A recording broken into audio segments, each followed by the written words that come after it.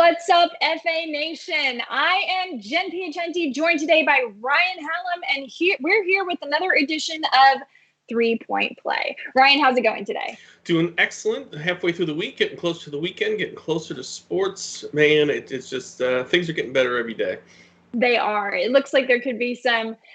I mean, who knows? Are we going to get baseball? We're going to get at least 50 games, right? So I'm just going to hold on to that hope and keep it positive. NFL, our draft guide came out on Monday, which is super exciting. If you guys haven't gotten our draft guide, be sure you go grab that. It's half price right now.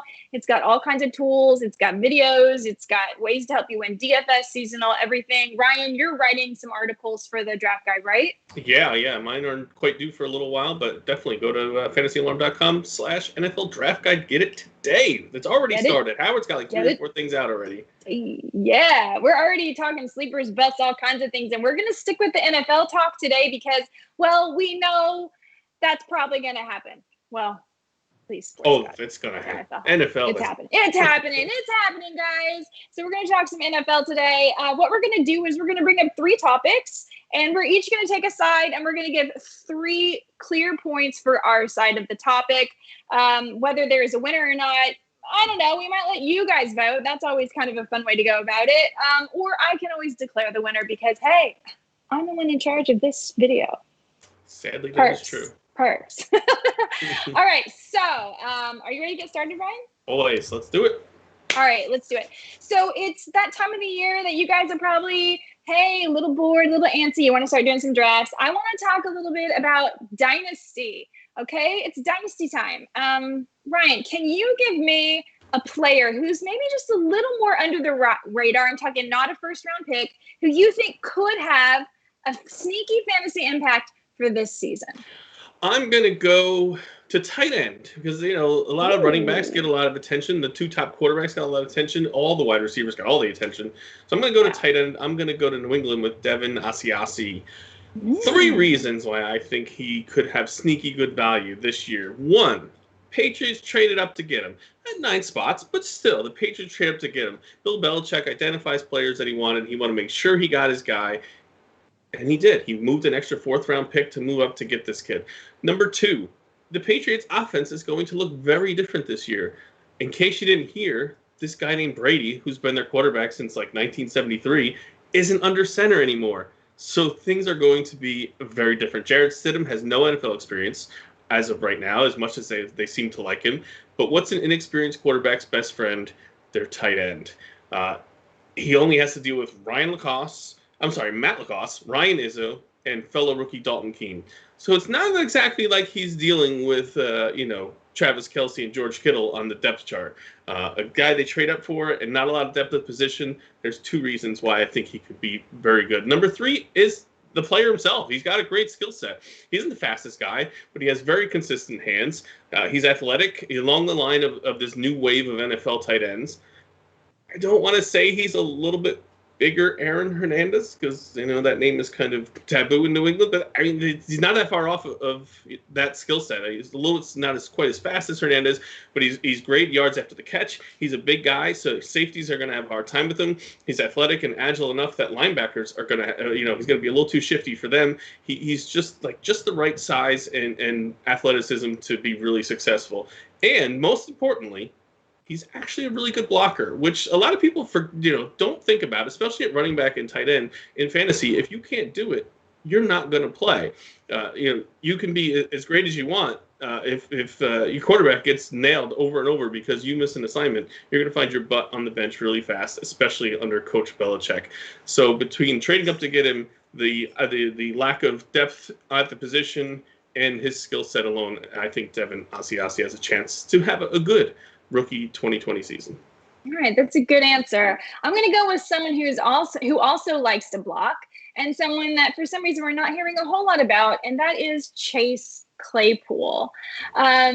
Number 1, Claypool's a big-bodied guy. He likes to block, as I said. He's 6'4" and he's fast. He ran a 40 and 4.42 at the combine. He's very physical. He's going to be really hard for defenders to cover. He also played defense growing up. So as far as being able to cover this guy, I think that gives him a kind of threat that's different than any other receiver in Pittsburgh. So that might give him some opportunity there. Number 2. Kind of for the same reasons, but a little different. He has a plus vertical jump. So I think even if he's not playing as many snaps, he could get the red zone targets. You know, James Washington didn't exactly impress last year. He was fine. We all think Deontay Johnson's going to have a pretty good breakout season. Juju Smith-Schuster should be back in the slot. But if he has a 40.5 vertical like he had at the combine and he's 6'4", that's fantasy gold. So, yeah, he might start on the special teams, but I can see him being the guy that gets in for the red zone targets over someone like James Washington. And in fantasy, that means a lot of points. And number 3, he's got Big Ben under receiver. If he does play, so much opportunity. And let's talk about what he does for the other receivers. It allows Juju to go back into the slot. It allows Deontay Johnson to flourish. He's a great route runner and, you know, healthy Big Ben. So I think he raises the value of everyone around him as well. So I think to just dismiss him and think he's going to be not used is too simplistic. I think that if they're really putting together a team that's going to make a run for it and really threaten, then they should use the variety they have in receivers. And I think as the season goes along, we're going to see the emergence of Chase Claypool even in his rookie season. I can't argue with you on those. I think, like you said, he might not get 70 targets, but if he makes the most out of them, that equals fantasy points. Doesn't matter how you get them. Yeah, and so, and obviously the question here was someone that's not really hyped. So we were going a little bit deeper with these picks. And again, with New England, I mean, gosh, I just don't know what they're going to do. But that's somebody that could be under the radar. So we're talking, late round grabs here. In Dynasty leagues, they could be better in the future, but they might have some effect even this year. So we've got a tight end and we've got a wide receiver for you. And that was number 1. I'm going to call it a draw because who knows? This is all speculation. But if you guys want to say, who would you rather have? Chase or Devin? Comment below. All right. I'll go first on this next one. Okay. Just to mix it up because I always go last. So I'll go first.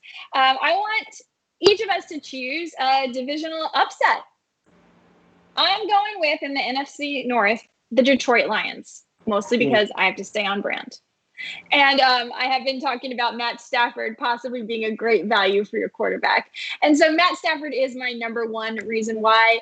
You guys may not realize this, but Stafford only played 9 games last year, so his numbers may not look impressive when you're just scanning the stat lines, but he was on pace for a 5,000-yard season. His 8.2 yards per attempt were a career high for him through those 9 games. He also had the highest in the NFL on depth of target with 11.4 yards. So Matt Stafford, if healthy, and he's been healthy almost his entire career. He doesn't miss games usually. This was kind of a freak accident. Assuming he's healthy, this could be a big, big boon for the Detroit Lions. Number 2, the weapons Stafford has. Okay, so he has Kenny Golladay, who last year was targeted 116 times for almost 1,200 yards and 11 touchdowns. And then the highly underrated veteran, Marvin Jones, who had 91 targets for 800 yards and 9 touchdowns. That was with Matt Stafford under center for only half the games. Remember, they were playing with subpar quarterback play for most of the season. Now, add in that they got DeAndre Swift, who's a great pass-catching back in the draft. So he's got another weapon there, and I just see the Detroit Lions having a lot to work with. Remember, running backs a little bit better as rookies don't need as much time with the playbook. The fact that Stafford's going to have his 2 veteran guys who he already has connection with is a big boon. That could give him an advantage for a couple games. Number 3, the competition. All right, the Bears I don't think so. We don't even know who the quarterback's going to be. We don't know what they're doing at the run game. I absolutely adore Allen Robinson, as anybody knows who's seen any of these live streams, but he can't win by himself. And the same thing with Green Bay. Devontae Adams can't win by himself either. They're kind of a mess over there. We all made fun of them for what they did in the draft. They didn't get any more wide receivers. They didn't really do much of anything except for tell Aaron Rodgers they don't have a lot of confidence in him by drafting Jordan Love. So I don't like that. The Vikings now have a holdout with Dalvin Cook potentially. So they may not have their best running back, and they have no Stephon Diggs. Yeah, they got Justin Jefferson, but it takes a while for chemistry to develop between a wide receiver and a quarterback. So I feel like that's a pretty big negative. Plus they lost Stefanski, all these things. And I really think the stage is set for the Detroit Lions to be the dark horse in the NFC North. That is a very interesting pick. And in theory, it all makes sense. And they also, their rookie tight end who was hurt almost all last year, TJ Hawkinson, should be back this year, which is another weapon. The Lions always find a way to lose. So we will see. I like the pick. I hope they do. I'm going to go kind of deep as well. I'm going over to the AFC. I'm going to the Miami Dolphins. And here are my 3 reasons why. It's a little deep, but that's okay. I'll have you convinced by the end. Number 1, the coach, Brian Flores, came over last year from New England and did really well. I mean, the team traded Laramie Tunsil, Kenny Stills, Kenyon Drake, Minka Fitzpatrick, all by the trade deadline. And then they won 3 of their last 5, including 2 playoff teams. One was Philadelphia, who limped into the playoffs, but they're still a playoff team, and New England in New England on the last week of the season when they needed to win to get a bye. So a team with nothing to play for went up to New England and beat them. This guy clearly has the team momentum. From one season can carry over to the next. So head coach Brian Flores, who seems to be one of the up-and-comers in the league, is number 1. Number 2 is the offseason. We know they had a million holes, and not only those guys that they traded, but they didn't have a lot of talent anywhere else. So I mentioned they traded Kenyon Drake, and we watched just awful running for them for the rest of the year. So they went out and they brought in free agent Jordan Howard. They traded a 5th-round pick for Matt Breida. You get Howard a little bit of power. Breida can catch some passes, and he's the outside runner. Preston Williams, their impressive rookie from last year, was hurt for the second half of the season. He'll be back. Mike Gesicki gets another year in the system, and he's going to mature. They brought in Eric Flowers to help the offensive line. So they really, I thought, killed it a lot in the offseason. On the defensive side, where they're also a joke, they brought in Byron Jones from the Cowboys, one of the best corners in the market. Kyle Van Noy, they went and robbed the cupboard in New England and brought in a good linebacker over there. And Shaq Lawson, so they got a little pass rush. And not only that, they took him from Buffalo. So they not only added to their team, they took away from some of their defensive, their divisional rivals. And then they killed it in the draft. They had Tua. They drafted 3 offensive linemen. They drafted 3 defensive linemen, including a corner, also a corner. Noah. It's a really long name. The kid from Auburn. I can't pronounce it. But I mean, they found all their holes, and they really seemed to do just a great spackle job in a lot of different places. Of course, this many new pieces. It may take a little bit of time, for it to all come together. So this is not one I would exactly go running to Vegas with today. But they solved a lot of their problems in the offseason. Number 3, we just talked about it. Tom Brady is gone. The gauntlet on the AFC East is over. The just the absolute dominance that they've had over the past 20 years appears to be coming to an end. We'll see what Bill Belichick can pull together. I don't know what they're doing there. Their receiving core is either very inexperienced or very aged or very injury prone. No one likes Sony Michel, the running back. So the offense is going to be likely a challenge. The defense, of course, will likely be very good again, as it was last year. The Jets, they're improving, but like the Lions, they always find a way to screw it up. Until Adam Gase is no longer their head coach, I can't take the Jets seriously as anything that involves a divisional or playoff contender. And the Bills, the Bills look really good. I'm not going to argue. I think the Bills are probably going to win the division. Their defense is smothering. I like Josh Allen. Still a little unproven. Devin Singletary kind of unproven. They did bring in Stephon Diggs, so the offense does look better to go with a good defense. But I like the Dolphins. I like what they're doing. I think they have a real chance, if not to shock the Bills, to maybe get into that wild card. So I'm going to go with the Dolphins for those 3 reasons. All right, I like that pick. I think that's the sexy pick. That's the fun pick. I would love this to be the answer. My 2 main issues with that pick are, which you already mentioned. One, the fact that it's so many new pieces, so many moving parts that would have to come together for this to really work in the first year.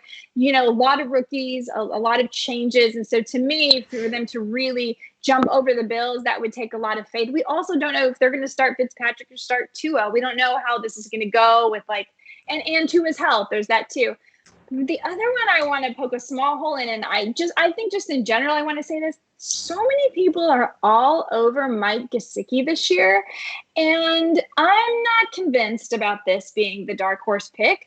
I know he got 89 targets last year, and that was 7th among tight ends, but now they have Chan Gailey as the offensive coordinator, and in 8 years, Chan Gailey, his tight ends have finished 28th or worse in 7 of those 8 years. He doesn't really use the tight end. So I'm just going to throw a word of caution out there about everybody that thinks Gesicki's the one. I'm going to go on bust for him. If you can call it a bust, you can probably get him so late. It's not a bust. He's not my pick for a late guy. And I think that the Lions, you're right, they do a lot to lose, much like my beloved Cowboys. Oh, they're way worse at it than the Cowboys. Well, the Cowboys are pretty good at choking at the last minute too.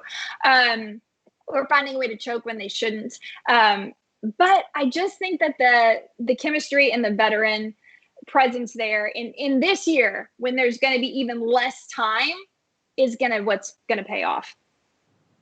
I hope so. I will give you the win on that one. Yes, I got the win, and you guys can vote too. I think we'd both rather see it be the Dolphins because that would be really fun. We'd like to see a team that was tanking so badly suddenly come around and beat the Patriots and the Bills. That would be pretty spectacular.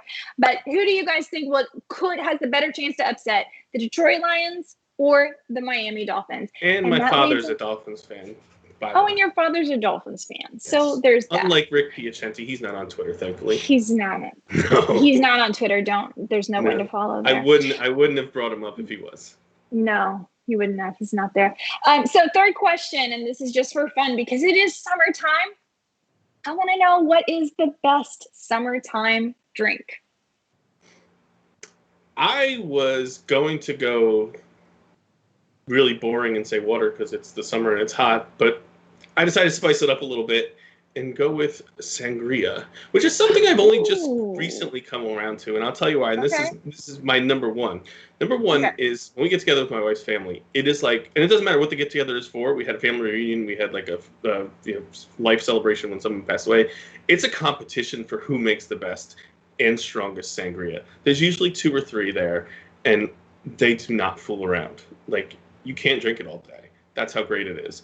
So I've now, it's her, her extended family. So I've started to call it Valentine juice. The Valentines are their last name. So it is great for a big get together. So sangria in this house has been changed to Valentine juice.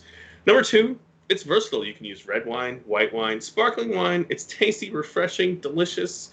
It's perfect on a hot summer day. You get a little juicy. It's just, if you do it right, it tastes really good. And 3, there's, like I said, some fruit, so it's healthy, right? It's a healthy drink on a hot summer day.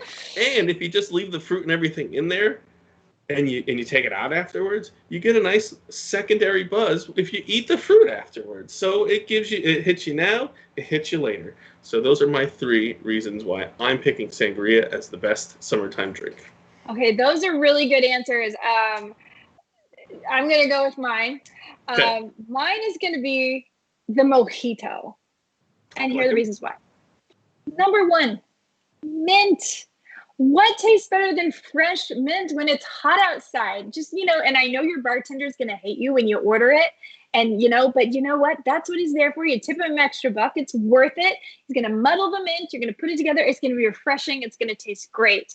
Number 2, mojitos are one of the lowest calorie beverages. That's right. And you want to look good in your bikini and your shorts and all those things because it's the summer. Well, you can be sipping on a mojito A lot of flavor in there for not a lot of calories. All it is a little low-calorie white rum with a little bit of fresh sugar and mint and some soda water. So you're also kind of getting hydrated, right? So you can kind of keep this drink going nonstop.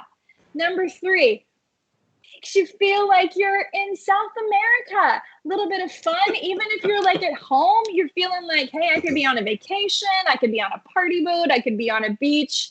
All those reasons. Also, doesn't give you a hangover like sangria. Let's talk about that. Different kinds of wine mixed with liquor, mixed with fruit, sugar. Oh my gosh. The next day, sangria is one of those things tastes so good the same day. And the next day, got a little bit of regret. So that is why I proclaim the mojito the best drink of the summer. I thought about margarita, but I feel like margarita is kind of year round. Yeah, I think so. A mojito feels more seasonal. Are you flavored margarita or are you regular, just margarita? I'm regular margarita. I also have a low-calorie margarita. I don't like a lot of sugar in my drinks because then it just, just get to the good stuff. You know what I'm saying? Yeah, just there to get the job done. Just. But with the mojito, you can do it a little longer. You know what I'm saying? So sometimes they give you like the jicama straw, and it's fun. I know all bartenders everywhere just like hate me right now. Everybody out ordering a mojito. It's not good. So there you go, guys. We had some recommendations for you for Dynasty drafts. We think that the Dolphins and the Detroit Lions have a very, very dark horse chance if you want to go place just, put $10 on it. Why not? Yeah. I mean, you could get a big haul for that. They're so far behind the Lions. And we hope you all have a sangria or a mojito. Please vote here. What's more refreshing in the summer, sangria or mojito? I'm going to start a poll on Twitter. Start a Twitter poll. We should start it now, actually, ahead of the video, and then see. So we're taping this the day before. So let's find out. See if we're right. We'll start a Twitter poll. You guys follow Fantasy Alarm on Twitter, on Facebook, on YouTube, even on Twitch. Follow at Fighting Chance to get more amazing fantasy advice from Ryan Hallam. I'm your host, Jen Piacenti. This was 3 Point Play. We'll catch you next time.